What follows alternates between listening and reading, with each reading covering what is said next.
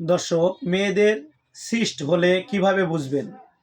তলপেট ব্যথা হবে, পিরিয়ডের অনিয়মিত পিরিয়ড হবে, নিচের পেট চাপ বা ভারী থাকবে, পেট ফুলবে বা গ্যাসের মতো অনুভব হবে, পেটের বা কুচিতে ব্যথা তৈরি হবে, যৌন সমস্যা ব্যথা অনুভব হবে, ঘন ঘন প্রস্রাবে চাপ দেবে, বমি বমি ভাব বা মাথা ঘোরার দুর্বলতা হতে পারে, হরমোন ভারসাম্য নষ্ট হবে, ফলে দ্রুত ব্রণ বৃদ্ধি পাবে।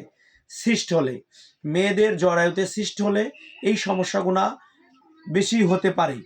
মুখ বা শরীরে বাড়তি লোম তৈরি হতে পারে।